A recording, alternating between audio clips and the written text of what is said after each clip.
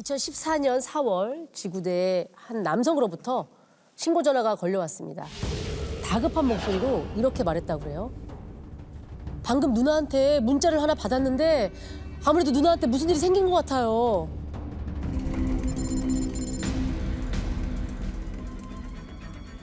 그동안 미안했다. 우리 딸 좀 잘 부탁할게. 어머. 내 식모자인 남동생이 누나에게 이런 문자를 받고 놀라서 바로 누나한테 전화를 했는데 전화기가 꺼져 있더랍니다. 그럼 진짜. 그래서 경찰관이 바로 출동하면서 휴대전화 위치 추적을 했더니 마지막으로 뜬 위치가 누나 집 근처로 나왔다고 합니다. 경찰관이 현장 근처에 도착하니까 아파트 경비원이 1층 집을 손으로 가르치고 있었고요. 보니까 그 안에서 연기가 막 나는데 연기가 나는 그 집이 바로 누나 집이었습니다. 연기요? 연기가 나. 아, 그럼 누나 집에 불이 난 건가? 그래서 경찰관이 소화기로 베란다 유리창을 깨고 안으로 진입을 하려는 순간 아파트 단지에 소방차가 들어오고 있었다고 하더라고요. 소방차라는 건 사실 누군가가 119에 신고를 했다는 거죠. 예. 아파트 경비원이 집에서 연기가 나는 걸 보고 119에 신고를 한 거였고 연기가 나던 방에 안방문은 잠겨 있었고 안방문을 발로 차고 들어갔는데 불길이 치솟는 상황이었습니다. 누나는 그 안에 있었다고 합니까?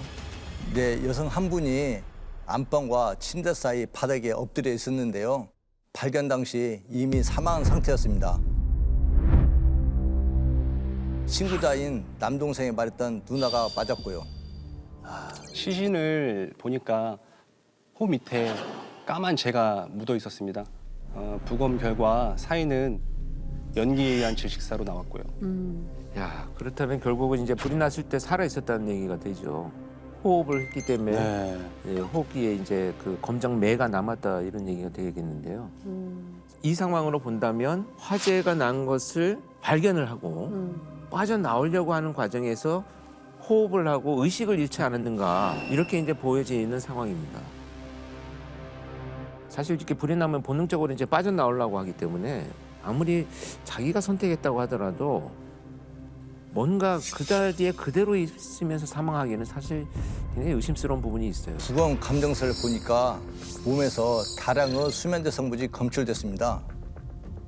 수면제 때문에 뒤늦게 불이 난 걸 인지한 상황으로 추정됐습니다. 근데 집에 혹시 누나가 혼자 있었나요? 아까 딸도 얘기하는 거 보니까 가족이 있었을 것 같은데. 누나는 남편과 이혼하고 20대 초반은 딸과 함께 살고 있었고요. 화재가 났던 시각 딸은 놀이공원에 가 있었습니다. 엄마가 위독해서 병원에 있다는 삼촌의 연락을 받고 딸이 뒤늦게 병원으로 왔는데요. 병원에 도착해서 엄마가 사망한 걸 알고 아주 큰 충격을 받았다고 합니다. 당시에 형사과 직원들이 병원에서 딸을 만났는데요. 굉장히 놀란 상태였다고 했고요. 그리고 어렵게 말문을 열었는데 딸이 평소 엄마가 우울증을 앓아서 힘들어했다, 죽고 싶다 뭐 이런 얘기를 자주 했다고 합니다. 자, 지금부터 엄마를 저희가 이 씨라고 부르겠습니다. 그래서 형사님들은 이 씨의 정확한 사망 경위를 파악하기 위해서 화재 원인부터 살펴보기로 했죠. 먼저 당시 화재 현장을 한번 같이 볼게요. 거실 사진입니다. 뭐야, 너무 멀쩡한데? 하얀 벽에 뭐 전혀 그림도 없고. 뭐야. 그런데 안방으로 가면 방에만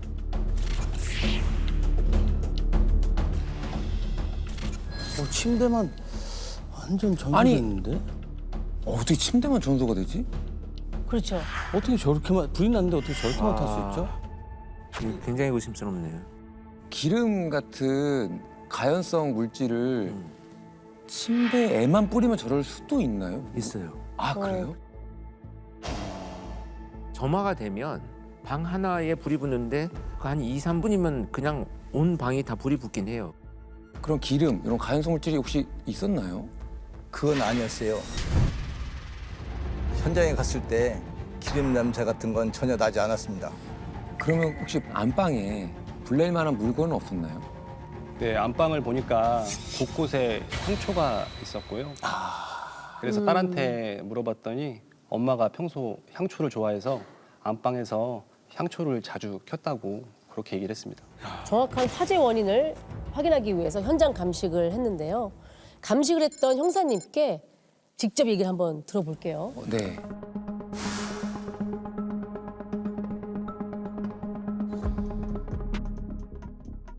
그때 제가 직접 그 현장 감식을 상당히 좀 오래 했었던 걸로 기억이 나는데 침대 모서리 측면 하단부 쪽 그쪽 부분 쪽에서 아마 연소가 시작된 걸로 이렇게 추정을 했었습니다. 오른쪽 하단. 방 전체적으로 확인을 해서 보니까 서랍장에도 있었고 뭐 여러 군데 향초가 발견되긴 했었습니다. 감정물을 수거해서 국가수에 감정원이 보냈었는데 그때 파라핀 성분 관련된 부분은 나오지 않았습니다. 전기장판이라든지 아니면 다른 물질에 의해서 추결이 돼서 자연 발화가 되는 경우는 있지만 전기적인 부분이 사실은 전혀 관찰이 되지 않았으니까 배제가 되는 그런 상태이기 때문에 인위적인 착화, 그러니까 그 관계자가 직접 불을 내지 않았느냐 그 부분으로 제가 의심을 했었죠. 향초 말고는 불이 날 이유도 지금 없다. 그렇죠. 전기도 아니고. 아니고 사람이 불을 낸 거라면 불이 어떻게 났냐 이거죠. 더군다나 그냥 우측 끝에서 발화점인데 그 바로 오른쪽에 있는 하얀색 서랍장? 그건 또 멀쩡했단 말이에요. 그렇죠. 어쨌든 화재 감식에 의해서 발화점이 침대 모서리로 추정되는 상황이라고 한다면 이제 불이 아주 서서히 번졌을 겁니다. 이게 산소가 많지 않으니까 문이 닫혀 있었고 그렇게 본다면 자살 목적의 방화라고 보기에는 사실 쉽지는 않거든요.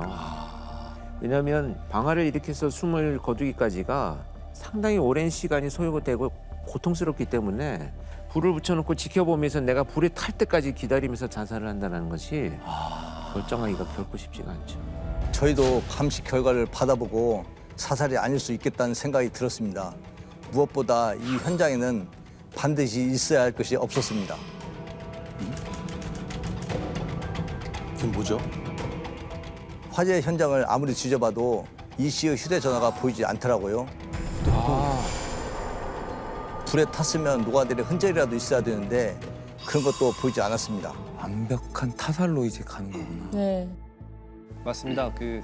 이 씨 휴대전화가 안 보이는 게 이상해서 사건을 다시 들여다봤는데요. 남동생에게 문자가 온 시각이 12시 48분이었거든요. 네.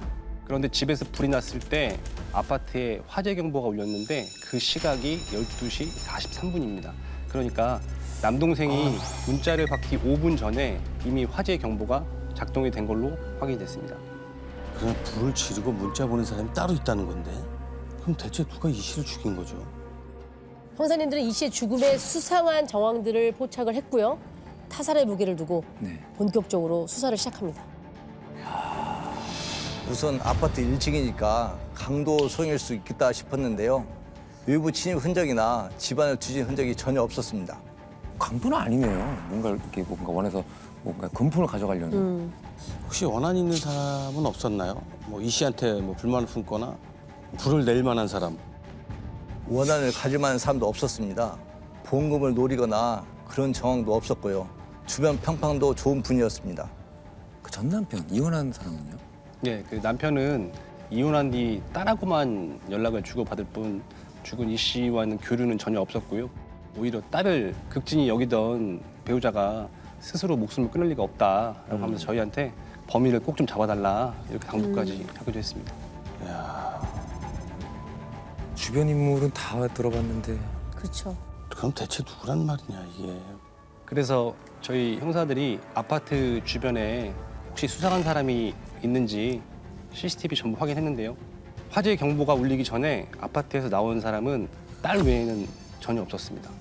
딸은 아까 전에 놀이공원에서 놀이공원 네네네. 갔으니까. 시간을 보내고 있었다고 그렇죠. 했으니까. 네, 커다란 캐리어를 끌고 나와서 집 앞에서 택시를 탔는데요. CCTV로 추적해 봤더니 놀이공원에 도착한 게 확인됐고요. 그 놀이공원 안에 숙소가 있었는데 딸 이름으로 예약한 기록도 있었습니다.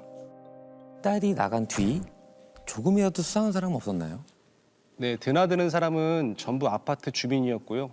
수상한 사람은 없었습니다.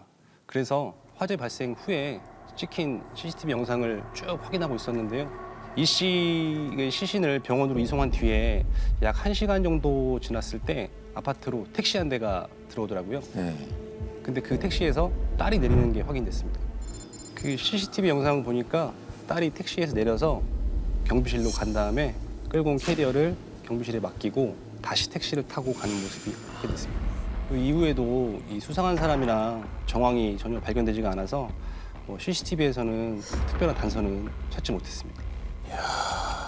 그런데 아까 전에 이제 이 씨 휴대전화가 사라졌다고 했잖아요. 근데 위치 추적하면 또 뭔가 나오지 않을까요? 사라졌으니까. 일단 지금 현 상태로는 휴대폰을 가지고 간 사람이 범인일 테니까 위치만 확인하면 되는 거 아닐까요? 그렇죠. 그래서 저희도 그렇게 생각해서 이 씨의 휴대전화 위치를 확인했는데요. 사건 발생 이후에 계속 전원이 꺼져 있어서 추적을 할 수 없었습니다. 아까 전에 남동생한테 보내고 바로 껐구나. 그런데요. 사망한 이 씨의 휴대전화가 예상하지 못한 곳에서 발견이 됩니다. 이 씨의 남동생이 휴대전화를 찾았다며 연락이 왔습니다. 아, 문자를 받은 남동생이요? 네, 네. 맞습니다. 그거 어디서 찾았다는 거예요? 그게 조카가 가지고 있었다고 했습니다. 장례를 치르고 이 씨 딸이 이 외갓집에서 지냈는데요. 예. 외할머니가 우연히 그 손녀의 캐리어를 봤는데 그 안에 그 이 씨의 휴대폰이 들어 있었다고 합니다. 저희도 이제 CCTV 보면서 여러 차례 분석을 했는데요.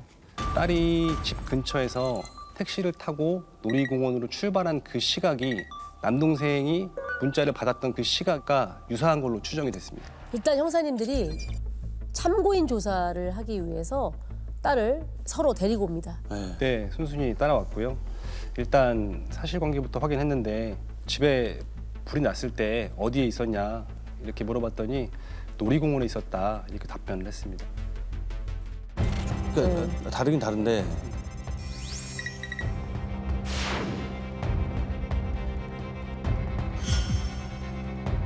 야, 진짜 딸이란 말인가?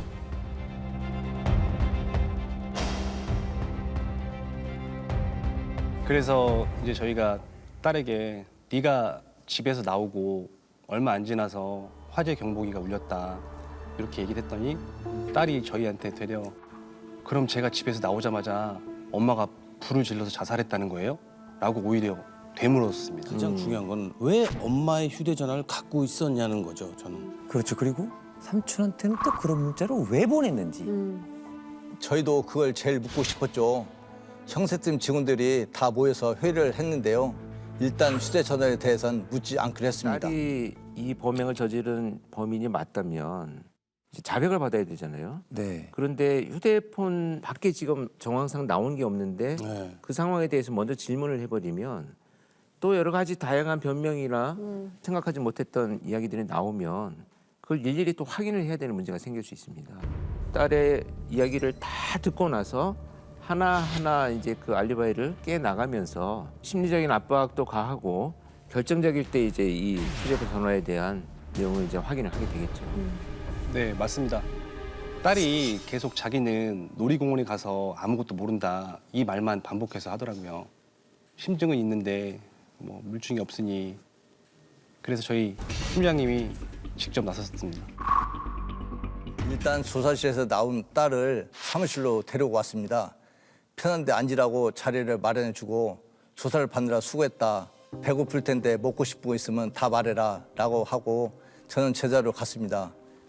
그리고 수사 자료를 넘기면서 혼잣말처럼 툭툭 던졌습니다. 분명 이때 불이 났는데 아무리 봐도 시간이 안 맞네 이런 식으로요. 그리고 딸한테 다 알고 있다는 듯이 웃으면서 너가 집에 있을 때 불이 났는데 불이 왜 나서? 라고 물었습니다. 불이 났을 때 내가 집에 있었는데 라고 했더니 아무 말도 하지 못하더라고요. 딸의 표정이 점점 어두워지더라고요. 그래서 물었습니다. 내가 안 풀린 게 딱 하나 있다. 네 말이 거짓말이란 건 아닌데 네가 집에 있을 때 불이 난 건 절대 달라지지 않은 얘기거든. 어떻게 된 거지 말해줄 수 있겠니? 라고 말했죠. 뭐라고 하던가요? 이 얘기를 들은 딸이 한참을 고민을 하더니 네. 형사님한테 이렇게 말했다고 그래요. 먼저 아빠랑 통화하게 해주세요. 그래서 제가 딸에게 편하게 통화하라고 얘기를 했습니다. 딸이 멀찌감치 떨어져서 한참 통화하고 오더니 다 얘기할 테니 직접 조사해 주세요라고 말했습니다. 네, 그래서 제가 바로 딸을 데리고 조사실로 들어갔습니다. 들어가자마자 털어놓더라고요. 자기가 불을 질렀다고요. 아, 딸이야? 딸이 왜 엄마를 왜 그런 짓을 했을까? 형사님들은 일단 방화 혐의로 딸을 그 자리에서 긴급 체포합니다. 그리고 그제야 엄마의 휴대전화에 대해 확인했다고 해요. 그래서 제가 엄마 휴대전화 어디에 있냐고 물었더니 자기 가방에서 바로 꺼내주더라고요. 일단 그러면 엄마 휴대전화를 왜 가지고 나왔는지 이야기를 했나요? 네, 했습니다. 삼촌에게 엄마인 척 문자를 보내려고 가지고 나왔다고 했습니다. 그래서 그런 문자를 왜 보내냐고 물었는데 대답을 듣고 이게 무슨 말인지 싶었습니다. 자기가 엄마를 죽였다고 의심을 받을 것 같아서 그랬다는 겁니다. 저도 처음에는 무슨 말인지 이해가 되지 않더라고요. 그래서 제가 그게 무슨 말이냐고 물으니까 하는 말이 엄마가 불을 지르라고 시켰다고 했습니다. 아, 무슨 소리야. 이거 이제 꼬이기 시작을 하네. 엄마가 불을 지르라고 했다 그러면은 그래도 20대라고 그랬잖아요. 네. 에이, 컸지. 말이 안 되지. 그걸 어떤 엄마가 시켜. 딸의 주장에 따르면 엄마가 평소에 먹던 우울증 약을 먹더니 네. 그날 갑자기 죽어버리겠다 이러면서 집에 불을 지르라고 이렇게 시켰다고 진술을 했고요. 그래서 성냥으로 불을 내려고 했는데 불이 붙지 않아서 집안에 있던 토치로 침대에 모서리에 불을 붙였다 이렇게 진술을 했습니다. 엄마 얘기를 한참 나누다가 엄마 많이 보고 싶지라고 하니까 딸이 눈물을 글썽이더라고요. 그래서 엄마한테 많이 미안하겠네 이렇게 물었는데 딸이 갑자기 정색을 하더니 하나도 안 미안하다면서 화를 벌컥 냈습니다. 네, 그래서 저희도 이 부분이 좀 이해가 안 돼서 그 딸에게 엄마랑 도대체 무슨 일이 있었던 거냐 그렇게 물었는데요. 그랬더니 하는 말이 평소에 엄마가 잔소리를 많이 해서 자주 싸웠고 그것 때문에 스트레스가 많았다 그러더라고요. 엄마와 딸의 갈등이 시작된 것은 딸이 학창 시절 때부터였다고 합니다. 사촌들은 대부분이 좋은 대학을 갔는데 딸은 대학에 번번이 떨어졌다는 겁니다. 그 후로 엄마의 압박이 심해졌고 갈등이 크게 달했다고 했습니다. 그 사건 당일에도 엄마가 그 딸의 핸드폰 요금이 너무 많이 나온 걸 보고 공부도 못하는 게 왜 이렇게 전화를 많이 썼냐라고 하면서 잔소리를 많이 했다고 하고요. 그 문제로 두 사람이 크게 다퉜다고 했습니다. 그러면 그 딸의 말대로 엄마의 자살을 도운 게 맞긴 해요? 그때 저희가 딸의 친구도 조사를 했는데요. 친구 진술을 듣고 타살일 가능성이 더 높아졌습니다. 평소에 언젠가 엄마를 죽이고 싶다는 말을 종종 했었다고 하고요. 엄마가 커피 달라고 할 때 수면제를 타서 줬다 이런 말도 했다고 합니다. 그리고 수면제를 먹고 엄마가 잠이 들면 편하게 통화할 수 있다 뭐 이런 얘기도 했다고 합니다. 수면제를 복용하게 했다는 거예요? 몰래 타서? 엄마한테 커피 계속 탔다는 거는 계속해서 구했다는 건데 딸은 어디서 구했다는 거예요? 사건 발생 5일 전에 딸이 동네 병원에서 직접 처방받은 것으로 확인됐고요. 사망한 엄마의 몸에서 나온 수면제 성분과도 일치했습니다. 이건 살인이잖아요. 그렇죠. 그럼 본인은 살인을 인정을 하긴 합니까? 아니요. 끝까지 자신은 엄마의 자살을 도왔을 뿐이다. 억울하다. 계속 이렇게 주장했습니다. 그러니까 결국 이제 나는 자살 방조죄로 처벌받겠다 이런 얘기잖아요. 그 자살 방조는 살인죄하고는 아예 애초에 법률 적용 자체가 다른 거니까 형량도 전혀 다르죠. 그럼 재판 결과는 어떻게 나왔습니까? 이거 국민참여재판까지 갔고요. 네. 징역 10년 받았습니다.